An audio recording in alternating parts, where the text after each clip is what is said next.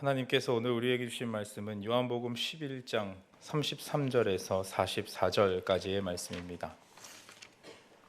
요한복음 11장 33절에서 44절까지의 말씀입니다. 하나님의 말씀을 함께 읽겠습니다.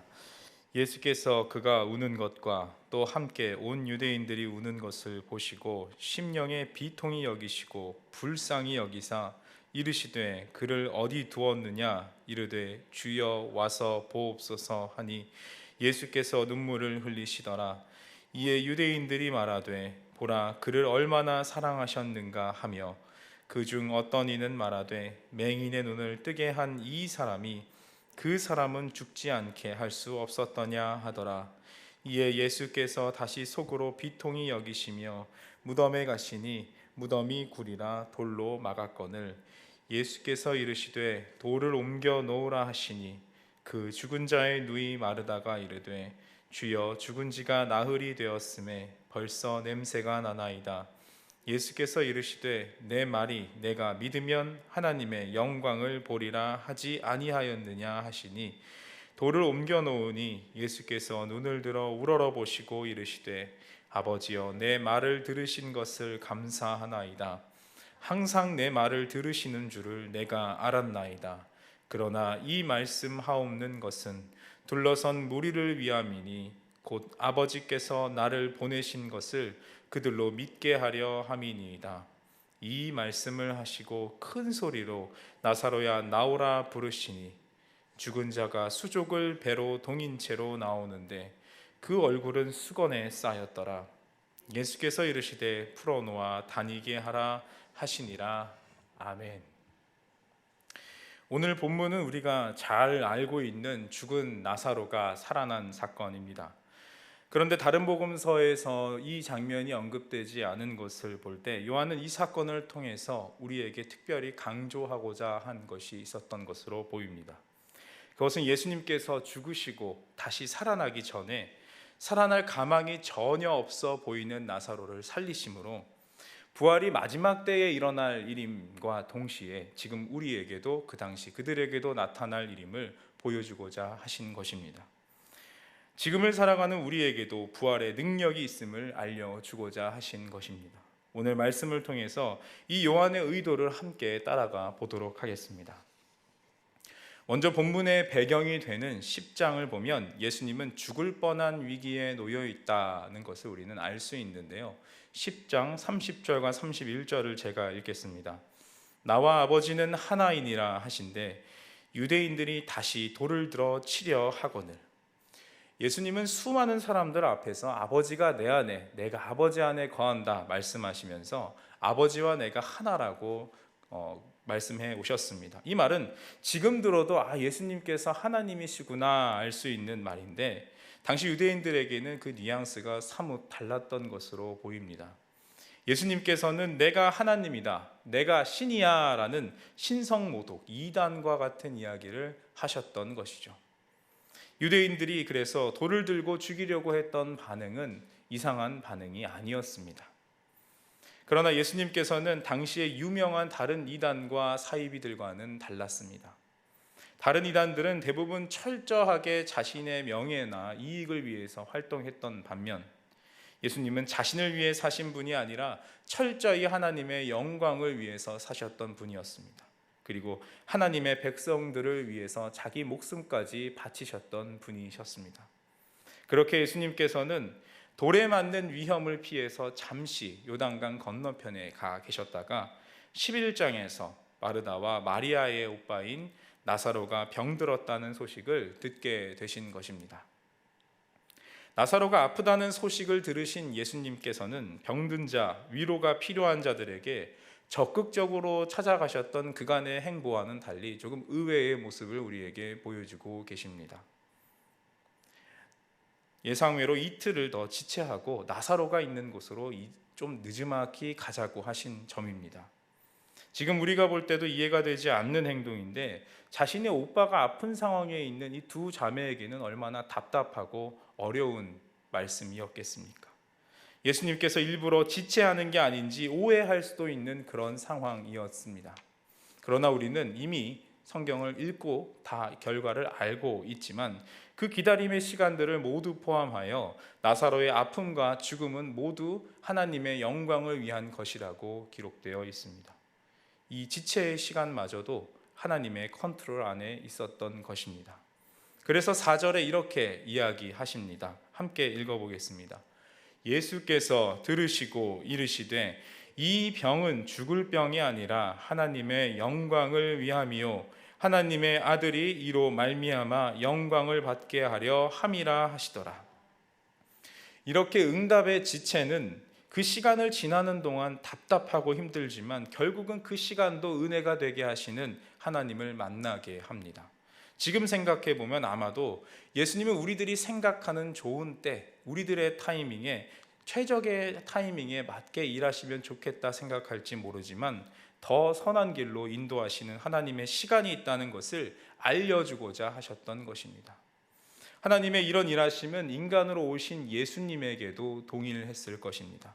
성경에 자세하게 나와 있지는 않지만 아마도 예수님도 이 지체의 시간이 견디기 힘드셨을 것으로 보입니다. 그냥 친구가 아니라 사랑하는 친구라고 묘사된 나사로의 병세는 곧 나빠지고 죽게 될 것을 이미 아셨을 가능성이 높기 때문입니다. 그리고 성경에서 단 2번 우셨던 예수님께서 사랑하는 친구 나사로의 죽음에 우셨던 것은 그만큼 이 기간이 괴로웠을 것이라는 것을 우리에게 반증하고 있습니다.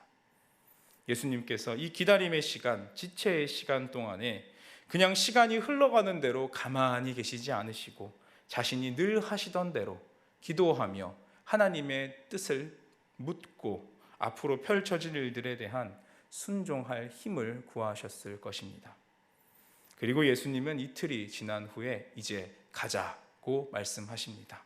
7절과 8절을 우리 같이 한번 읽어보겠습니다. 그 후에 제자들에게 이르시되 유대로 다시 가자 하시니 제자들이 말하되 랍비여 방금도 유대인들이 돌로 치려 하였는데 또 그리로 가시려 하나이까. 예수님께서 다시 가고자 하시는 이 길은 방금 돌에 맞아 죽을 수도 있었던 위험지역으로 가시는 것이라 제자들이 모두 만류하고 있는 상황입니다. 나사로가 죽었다고 밝히시면서 그럼에도 거기로 가자고 하시는 예수님의 말씀에 도마는 그 위험한 길을 함께 가자, 죽음을 각오하고서라도 함께 가자고 다 함께 죽자며 용감하게 말을 하기도 합니다. 도마는 비록 예수님의 죽음 앞에 도망가던 제자들 중에 한 사람이었지만 이번 발언만큼은 옳게 보이는 것으로 보입니다. 예수님을 죽음을 각오하고도 따르라는 그 제자의 바른 모습을 자신도 모르게 잠깐 보여준 것 같습니다. 어쨌든 지금까지 예수님의 모습을 보면 이 지체하자는 말이 단순히 여기 앉아서 시간을 뭉개자는 말이 아닌 것을 우리는 분명히 알 수 있습니다. 포기하시거나 다른 생각이 있으셨다고 하면 이미 죽은 사람을 위해서 이렇게 무리해서 길을 나서지는 않으셨을 것입니다. 예수님은 사랑하는 친구 나사로를 향해서 죽음을 무릅쓰고라도 찾아가시는 것입니다. 이런 예수님의 행보는 우리에게 한 가지 중요한 대목을 알게 합니다. 그것은 친구를 위해 기꺼이 생명을 걸고서라도 위험을 돌파하며 찾아오시는 예수님의 행동입니다. 요한복음 11장 47절과 48절을 한번 같이 읽어보겠습니다.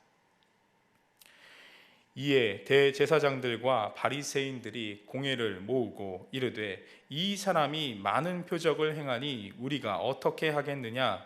만일 그를 이대로 두면 모든 사람이 그를 믿을 것이요 그리고 로마인들이 와서 우리 땅과 민족을 빼앗아 가리라 하니, 실제로 다른 복음서와는 달리 요한복음에서는 예수님께서는 바로 이 사건 때문에 이 사건을 결정적인 이유로 죽임을 당하시는 것으로 묘사되어 있습니다. 이렇게 예수님께서는 우리의 어려움을 이미 아시고 언제나 어떤 어려움 속에 있던 우리를 찾아오셔서 우리를 건져내 주시는 분이십니다. 그렇기 때문에 우리의 응답이 지체되는 것과 같은 느낌이 느껴질 때, 어려움에 깊이 파묻혀 있는 그런 어려운 상황이 있을 때 바로 그때에 주님이 찾아오셔서 곧 건져주시는 놀라운 일이 일어나게 될 줄을 믿습니다. 이제 예수님께서 위험을 감수하시면서 마을 근처에 도착하십니다. 이미 죽은 지 나흘이 지난 나사로의 장례가 펼쳐지고 있습니다. 유대 관습에 따라서 7일간의 애도의 기간을 가졌던 것으로 생각하면 지금 장례가 한창인 때입니다. 마르다는 예수님의 도착 사실을 알고 마중 나가서 조금만 빨리 오셨다면 살릴 수 있었을 텐데 하며 이 시간이 굉장히 고통스러웠음을 아쉬움에 토로하고 이야기합니다. 그러나 예수님께서는 이 과거의 아픔과 아쉬움을 뒤로 하시고 마르다에게 미래를 열어 보이시며 초청하십니다. 오빠인 나사로가 부활하게 될 것을 말입니다. 23절과 24절을 한번 읽어보겠습니다. 예수께서 이르시되 내 오라비가 다시 살아나리라. 마르다가 이르되 마지막 날 부활 때에는 다시 살아날 줄을 내가 아나이다. 24절은 마르다의 대답인데요, 유대 전통을 아주 잘 알고 있었던 것으로 보입니다. 예수님께서 오빠가 살아난다는 말에 마르다는 당연히 자기가 알고 있는 상식과 전통대로 메시아께서 다시 이 땅에 오실 때 세상의 끝날에 경건했던 나사로 오빠가 살아나게 될 것을 믿습니다라고 얘기했던 것이죠. 예수님의 말씀이 지금 당장 자신의 눈앞에서 일어나게 될 것을 몰랐던 것입니다. 마르다는 아직 예수님의 대답을 들을 준비가 되지 않았던 것으로 보입니다. 그런 마르다에게 예수님은 나는 부활이고 생명이다 라고 말씀하십니다. 부활이 단순히 전통과 교리로 남아있는, 문자적으로 남아있는 것이 아니라 자신이 부활 그 자체이며 지금 너의 눈앞에 있다고 이제 곧 현실로 펼쳐지게 될 것을 이야기하시는 것입니다. 그리고 이번엔 마리아가 찾아와서 예수님께 하소연을 합니다. 엎드려서 말할 정도면 얼마나 그의 심정이 비통했던 것인지를 잘 알 수 있습니다. 그래서 예수님도 그 비통함에 공감하시면서 함께 우십니다. 예수님은 많은 사람들의 슬픔 속에 찾아오셔서 이렇게 함께 슬퍼하셨던 분이십니다. 앞서 10장에서 하나님이 예수님 안에 거하시고 예수님도 하나님 안에 거하신다고 하셨죠. 하나님께서도 예수님과 함께 그들과 애통해 하셨던 것입니다. 당시 유대인들은 슬퍼하는 자들과 함께 우는 것을 하나의 종교적 의무로 여기기도 했다고 합니다. 또 어떤 영웅적인 인물들은 자신의 여정에서 발생하는 전우나 친우의 죽음에 애통하지만 지체하지 않고 자신의 임무를 수행하는 것을 칭찬받을 만한 일이라고 여겼다고도 합니다. 이 두 가지 경우에 모두 함께 슬퍼하지만 그 슬픔의 상황을 바꿔낼 능력은 없었습니다. 그러나 우리 예수님께서는 진정 함께 슬퍼하시고 애통하셨고, 그리고 그 슬픔을 그냥 슬픔으로 두지 않으시고 기쁨으로 변화시켜 주셨습니다. 하나님은 지금도 이 세상에서 하나님의 백성으로 살아가려고 고군분투하고 하는 우리들의 슬픔과 애통을 함께 하시고, 저 멀리의 하늘에 계신 하나님으로, 초월하신 하나님으로만 계신 것이 아니라 우리와 함께 하시며 우리의 문제에 적극적으로 개입할 준비가 있는, 능력이 있는 분이심을 우리에게 알게 하시는 것입니다. 그래서 지금도 우리 안에 찾아오셔서 우리와 함께 아파하시고 우리를 모든 아픔에서 건져내시고자 그 아픔의 가장 끝에 있는 죽음을 당하시고 이겨내셔서 부활하셨던 것입니다. 그 부활의 능력이 마르다와 마리아 앞에 펼쳐졌던 것처럼 오늘을 사는 우리에게도 나타날 줄 믿습니다. 많은 아픔 가운데 공감하시고 함께 슬퍼하신 예수님은 이제 나사로의 무덤 앞에 두 손 들어 기도하시며 이렇게 말씀하십니다. 겉으로 보면 하나님의 영광을 위해서 나사로를 살려주십시오 라고 보입니다. 일반적인 기도, 애통과 간구 정도로 보일 수 있는데요, 마치 나사로의 죽음은 하나님의 영광을 위한 것이니 이후에 다시 부활하게 될 것입니다 라고 말씀하시는 것처럼 보입니다.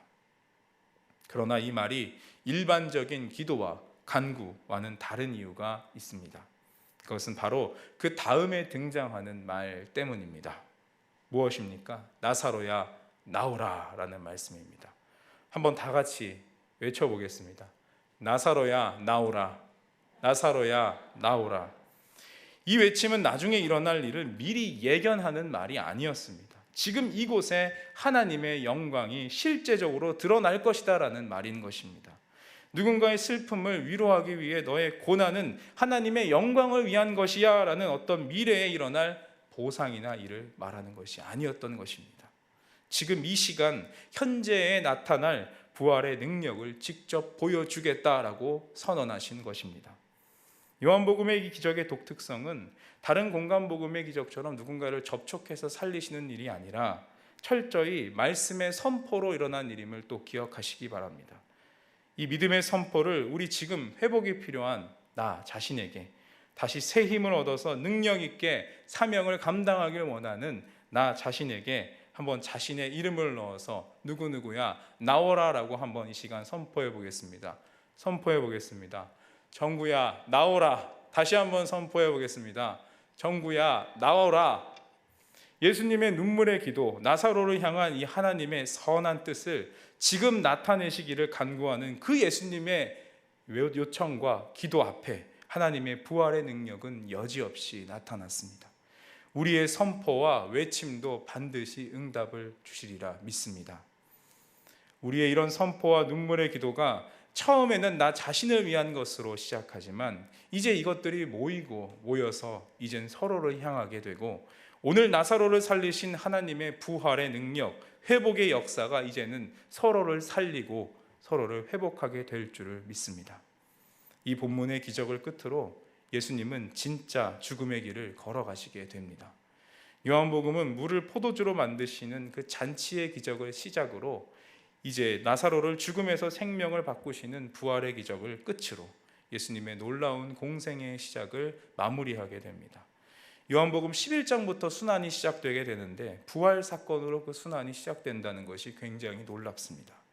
예수님의 순환이 단순히 고난으로만 점칠되고 고통만 가득한 것이 아니라 분명 그 안에 생명이 살아있고 약동하는 생명력의 역사가, 성령의 역사가 계속될 것을 선언하시는 것입니다. 오늘 말씀을 되돌아보며 우리 삶 속에서 주님의 부활의 능력이 힘있게 일어나기를 소망하며 함께 찬양하겠습니다.